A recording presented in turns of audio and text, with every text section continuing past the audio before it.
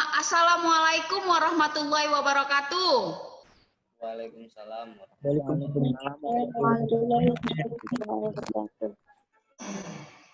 Kalian sehat semua hari ini? Alhamdulillah sehat.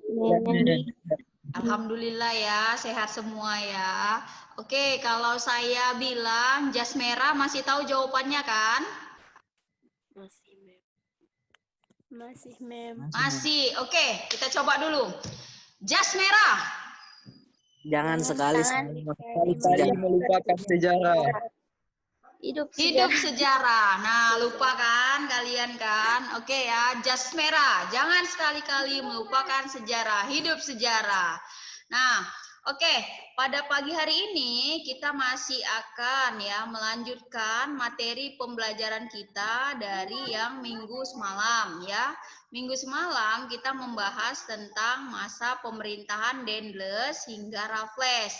Nah, untuk minggu ini kita masih membahas masa kolonial. Cuman ya tidak lagi di masa pemerintahan Raffles. Kita sudah membahasnya sekarang ini balik lagi ke pemerintahan Belandanya.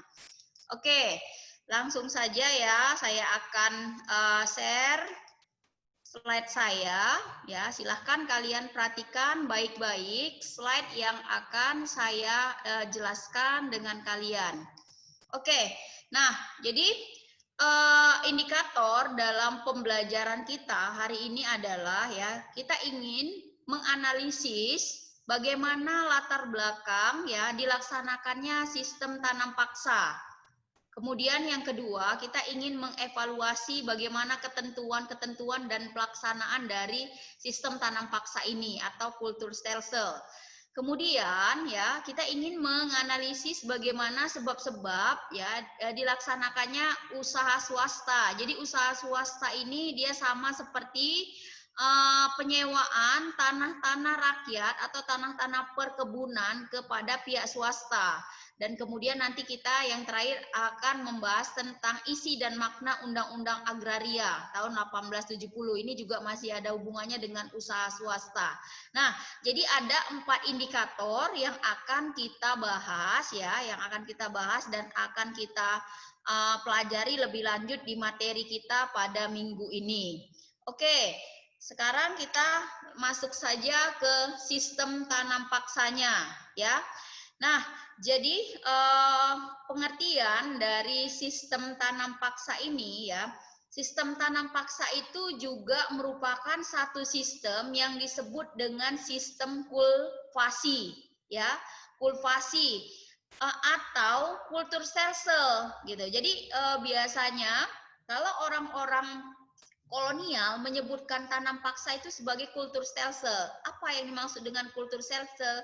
Yaitu peraturan ya yang dikeluarkan oleh Gubernur Jenderal ya Johannes van den Bos. Jadi Johannes van den Bos ini adalah pelopor ataupun yang punya ide gagasan untuk membuat sebuah sistem yang disebut sistem tanam paksa. Nah, diperkirakan sistem tanam paksa ini mulai diberlakukan nanti sekitar tahun 1830.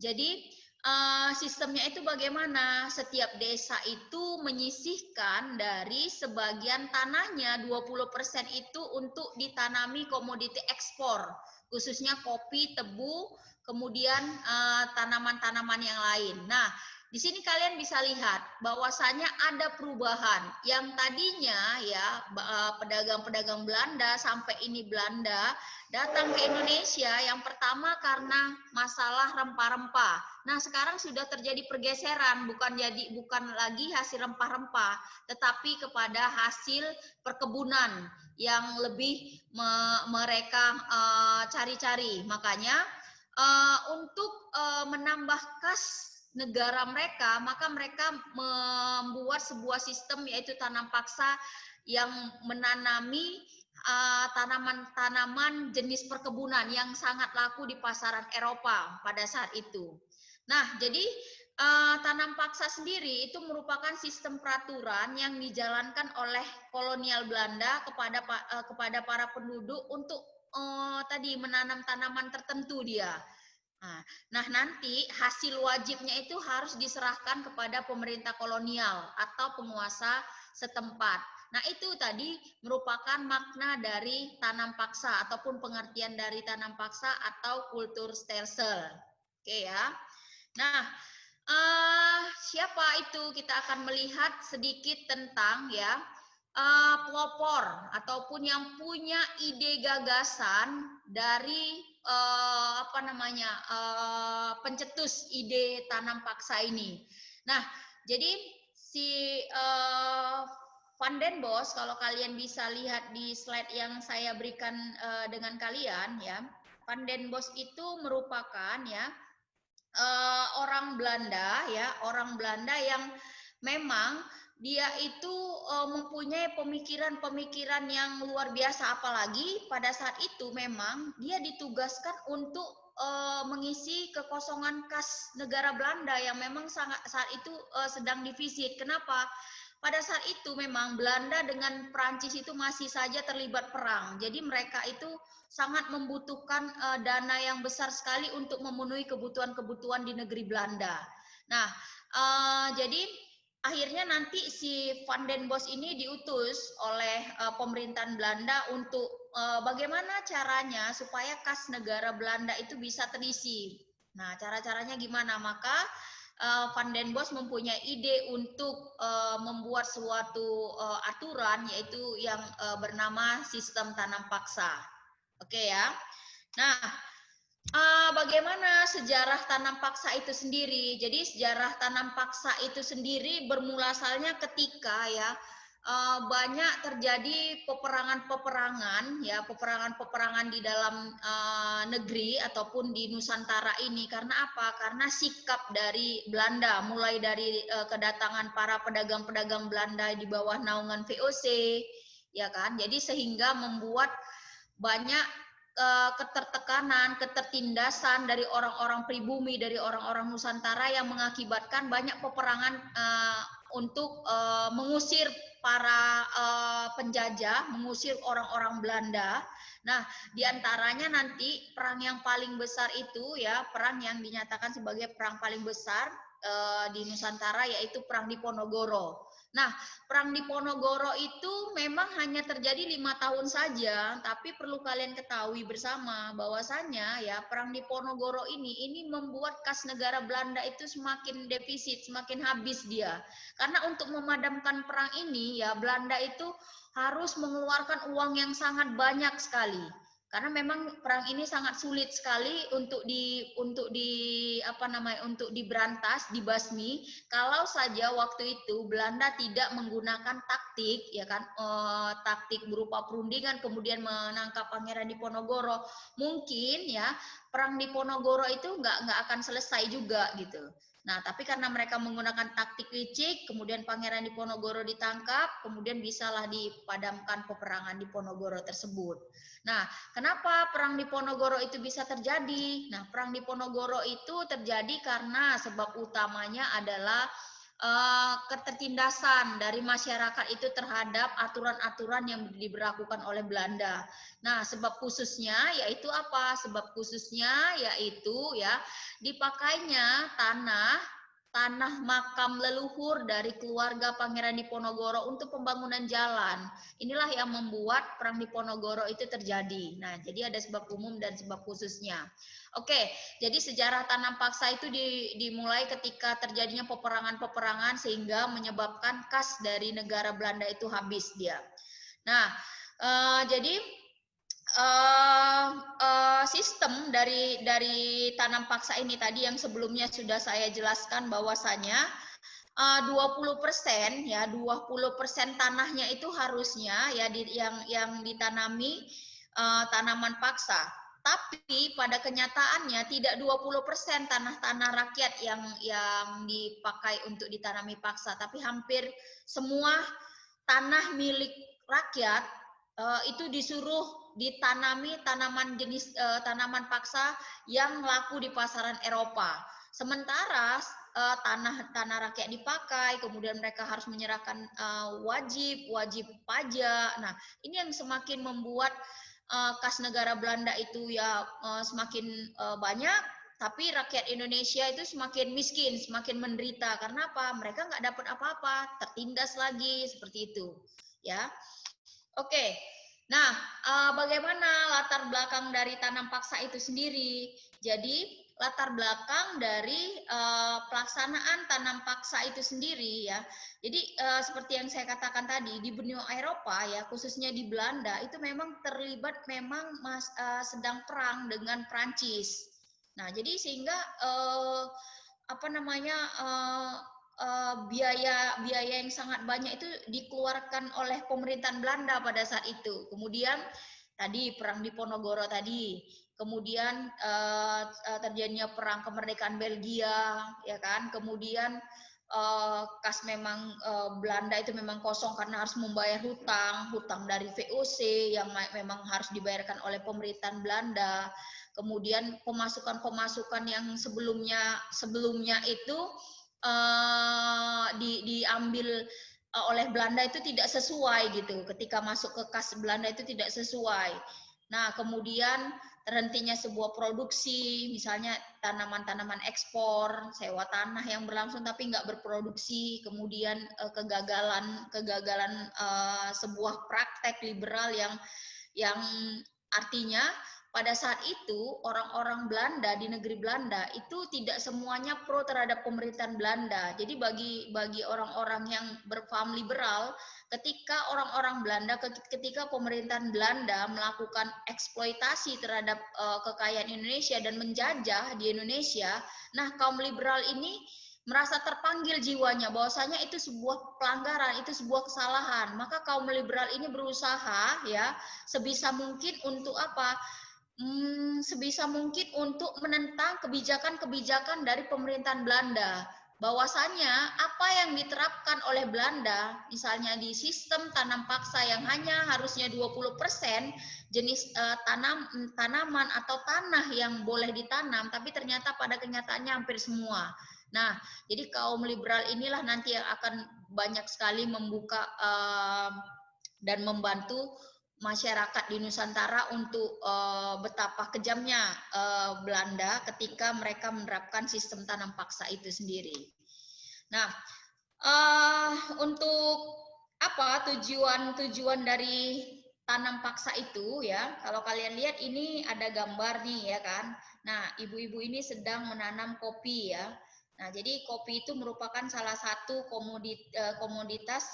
komoditi yang sangat dibutuhkan pada saat itu oleh orang-orang Eropa. Jadi ini kopi-kopi yang ada di Nusantara itu sangat terkenal sekali keunikannya, rasanya. Nah, jadi setiap daerah-daerah yang ada di Nusantara itu punya rasa yang berbeda dari sebuah kopi. Makanya ini juga menjadi pusat perhatian oleh bangsa-bangsa yang lain untuk mengeksploitasi tanah di Nusantara itu sangat menguntungkan bagi mereka. Nah, kemudian nanti kita juga akan melihat tanaman-tanaman yang menjadi komoditas ekspor yang sangat laku itu adalah seperti tebu. Jadi sampai dengan saat ini kalian bisa lihat tuh banyak perkebunan tebu yang sekarang itu masih ada dan masih dibuka ya, walaupun udah banyak juga yang sudah tutup karena masalah ternyata perkebunan tebu itu banyak menimbulkan kerugian, tapi banyak juga yang perkebunan tebu masih tetap buka yang ada di Sumatera Utara atau dulunya bernama Sumatera Timur. Oke. Nah, ini dampak dari tanam paksa ya. Dampak dari tanam paksa itu bagi rakyat Indonesia, nanti ada bagi Belanda, bagi rakyat Indonesia. Nah, rakyat itu merasa terbebani karena apa? Harus menyerahkan sebagian tanah dan hasil panennya, mengikuti kerja rodi itu seperti kerja paksa, kemudian membayar pajak lagi. Jadi mereka bukan saja sebagian, kalau sebagian tanah itu masih ada tadi keuntungan, sebagian tanah itu tanam paksa, tapi sebagian lagi untuk mereka gitu kan masih ada ya keuntungan mereka, tapi pada kenyataannya enggak, semua tanah mereka itu ya untuk ditanami tanaman paksa tadi.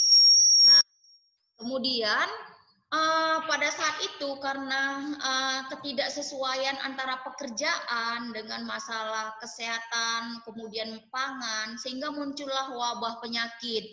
Nah, wabah penyakit ini juga merupakan salah satu dampak tanam paksa tadi. Kenapa?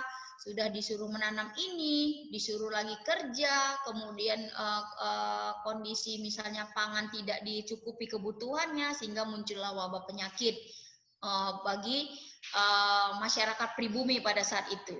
Nah, muncul kesenjangan kemiskinan, ya, muncul kesenjangan ekonomi antara apa? Ya, antara rakyat jelata, rakyat-rakyat biasa dengan siapa? Dengan orang Indonesia khususnya juga, misalnya, ya, antek-antek dari Belanda itu sendiri. Nah, mereka itu ya pasti akan menerima keuntungan. Karena apa? Mereka juga digaji dari situ, kemudian mereka mendapatkan keuntungan yang besar dari memeras bangsanya sendiri. Nah, terjadilah kesenjangan ekonomi, apalagi dengan orang Belanda itu sendiri.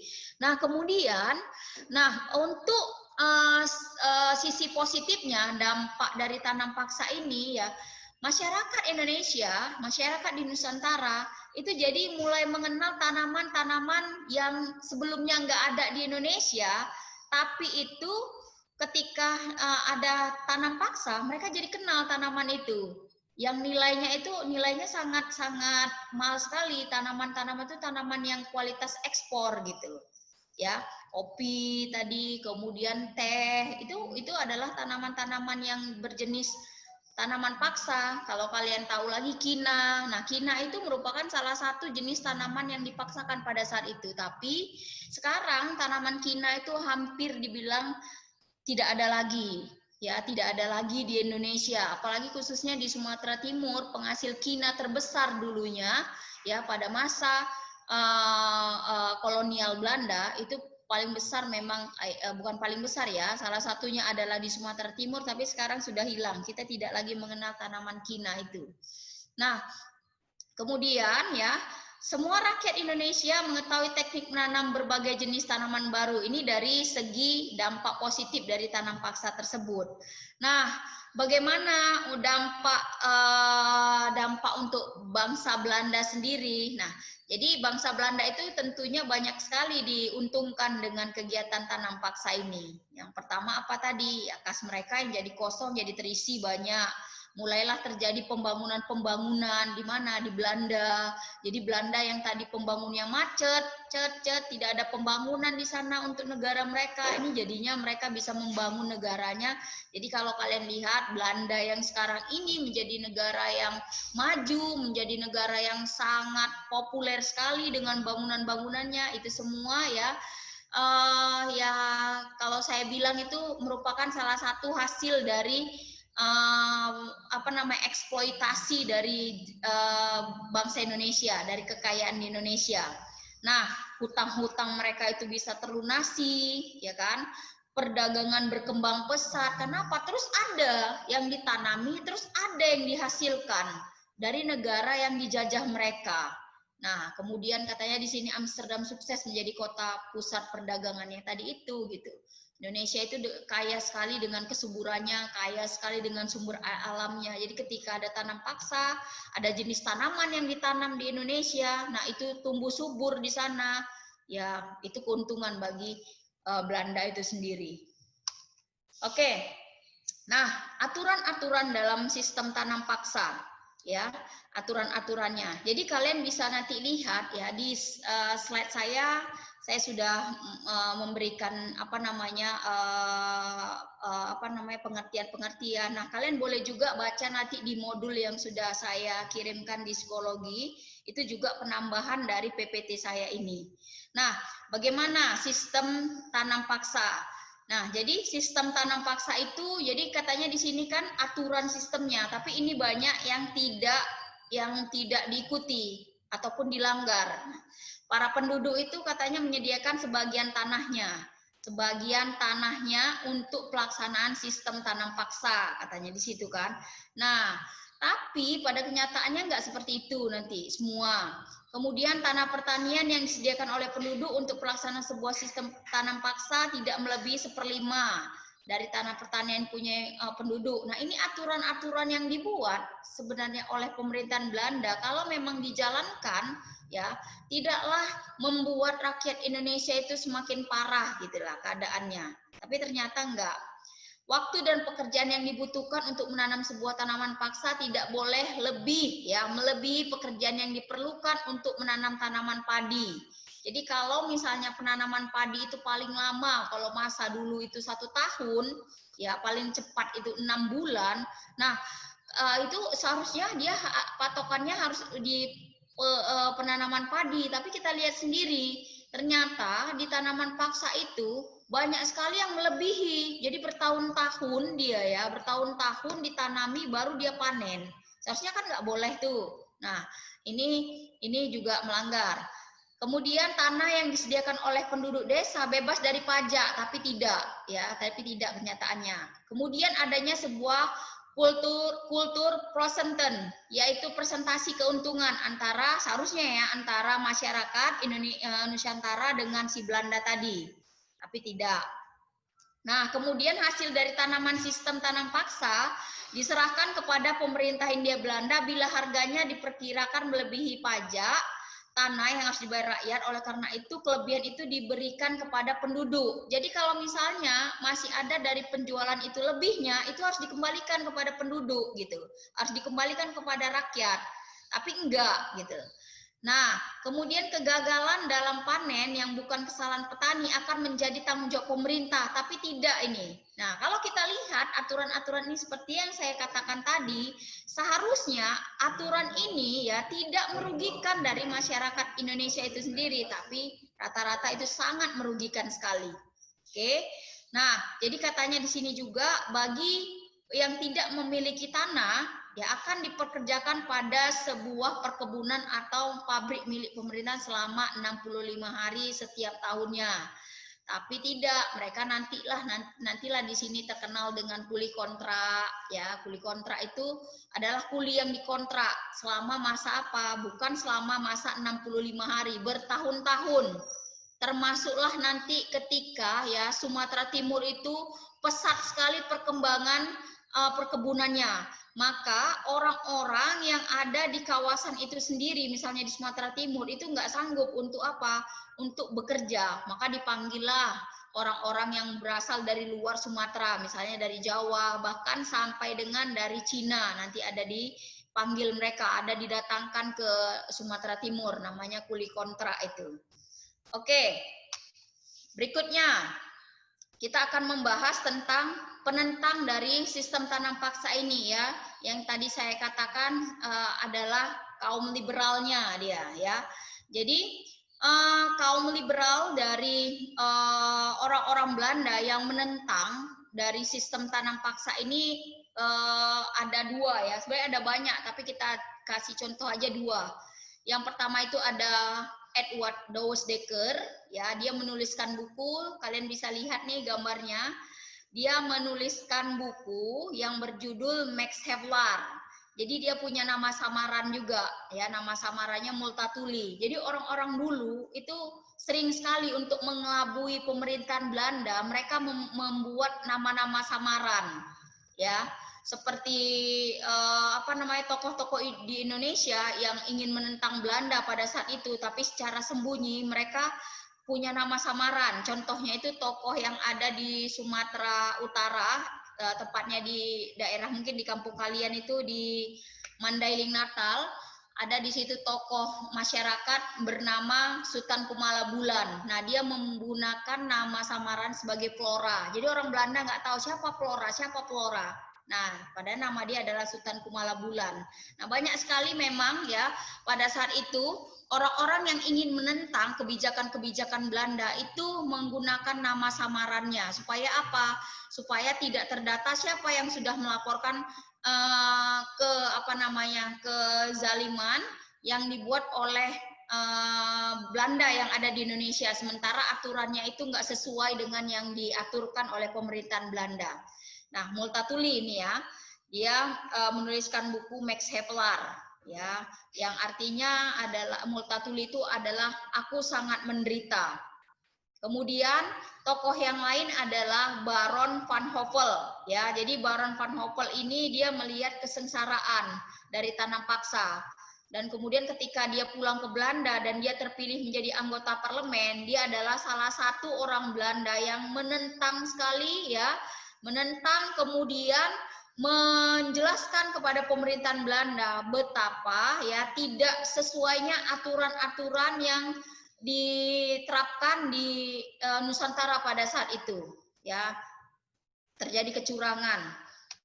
Oke, nah itu tadi dua tokoh dari penentang sistem tanam paksa atau kultur sesel. Nah sekarang kita masuk ke apa namanya indikator tadi yang berikutnya tentang undang-undang agraria, ya. Nah, undang-undang agraria ini dia ada hubungannya juga dengan indikator kita yang ketiga tadi, yaitu usaha perkebunan, ya. Jadi usaha perkebunan itu adalah ya hampir sama dengan ada hubungannya dengan sistem tanam paksa karena apa? Dia bagian dari perkebunan tadi. Nah, jadi di sini yang dikatakan sebagai undang-undang agraria adalah undang-undang ya yang merupakan bentuk dari peraturan hukum agraria pada masa kolonial yang berlangsung dari tahun 1870 sampai 1960, ya. Kemudian peraturan itu dihapus, ya kan, oleh para politik di Indonesia dengan mengeluarkan Undang-Undang Pokok Agraria tahun 1960, dan pemerintah Indonesia pada saat itu ya jadi namanya Agriswet ini adalah seperti undang-undang juga. Nah, ini undang-undangnya dia hampir sama berlakunya selama 90 tahun. Jadi undang-undang inilah yang dijadikan patokan untuk masyarakat Indonesia dan juga masyarakat pemerintahan Belanda. Nah, apa saja tujuan dari undang-undang agraria ini?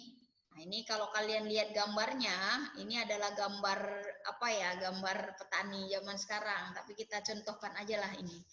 Nah, tujuan dari undang-undang agraria itu menjaga hak pilih petani atas tanahnya dari penjajah dan pemodal asing. Kemudian memberi peluang kepada pemodal asing untuk menyewa tanah dari penduduk Indonesia dari penjajah juga. Kemudian membuka peluang kerja kepada penduduk untuk sebagian buruh perkebunan. Nah, itu tujuan undang-undang agraria dia. Jadi ketika tadi si Baron van Hopel, kemudian Douwes Dekker tadi sudah menentang, nah mulailah diberlakukannya undang-undang agraria yang sedikit ya, yang sedikit mengurangi beban dari masyarakat Indonesia itu tadi. Nah, isi undang-undangnya bisa kalian baca ya. Jadi katanya Gubernur Jenderal yang ini masih VOC itu masih ternyata di Belanda itu walaupun sudah dibubarkan ya, ternyata masih ada juga di Belanda sana ya, masih ada juga di Belanda sana tetap ada Gubernur Jenderalnya, artinya apa, yang masih mengurusi administrasi, tapi walaupun dia tidak menjalankan VOC lagi, tapi masih ada yang menjalankan administrasi sana. Nah, jadi nggak boleh disewakan kepada pengusaha-pengusaha yang lamanya itu lebih daripada 75 tahun. Undang-undang tadi berlakunya 90 tahun ya. Ini nggak boleh 75 tahun, nggak boleh disewakan. Oke. Tanah milik perkebunan pemerintah seperti hutan yang belum dibuka, tanah yang berada di luar kawasan penghuni itu adalah tanah adat, bukan tanah milik dari Belanda, bukan. Itu adalah tanah dari adat. Misalnya tanah adat itu seperti milik dari kerajaan, milik dari kesultanan setempat, itu adalah milik dari bangsa Indonesia. Tanah milik penduduk antara lain semua sawah ladang yang dimiliki langsung oleh penduduk itu boleh disewa oleh pemodal asing dia, tapi ya hanya 5 tahun. Itu tanah pribadinya, tanah pribadi dari masyarakat Indonesia hanya boleh 5 tahun saja. Tapi tadi tanah-tanah milik pemerintah atau tanah-tanah milik misalnya kesultanan itu boleh disewa paling lama itu 75 tahun ya. Oke, kemudian hak guna usaha ya. Jadi ada juga hak guna usaha dalam undang-undang agraria ini. hak itu ya untuk perkebunan dan pertanian maksimum itu 500 ya. Kemudian hak perkebunan juga bagi masyarakat yang miskin dengan bagi masyarakat yang menengah ke atas dan masyarakat misalnya segolongan bangsawan atau segolongan raja itu sangat berbeda. Nah, hak guna usaha ini bisa kalian baca di dalam modul saya. Oke. Nah, dampaknya itu nanti dampak dari undang-undang agraria ini kita bisa lihat pembangunan itu di mana-mana, termasuklah pembangunan rel kereta api, jalan-jalan kereta api, pembangunan jalan-jalan ya di Indonesia itu semuanya untuk mempermudah ya, memperlancar dari usaha-usaha agraria. Oke, itu saja mungkin yang bisa saya share kepada kalian tentang sistem tanam paksa dan kemudian tentang undang-undang agraria. Nah, silahkan kalian kalau ingin bertanya, silahkan kalian bertanya di psikologi di forum diskusi yang sudah saya sediakan di sana. Insya Allah saya akan jawab. Oke? Saya sudahin saja pembelajaran kita hari ini. Semoga bermanfaat untuk kita semua. Ya, terima kasih. Semoga kalian sehat-sehat semua. Jangan lupa mengerjakan kuisnya yang sudah saya siapkan di psikologi. Oke? Terima kasih atas perhatiannya. Assalamualaikum warahmatullahi wabarakatuh. Waalaikumsalam warahmatullahi wabarakatuh. Warahmatullahi wabarakatuh.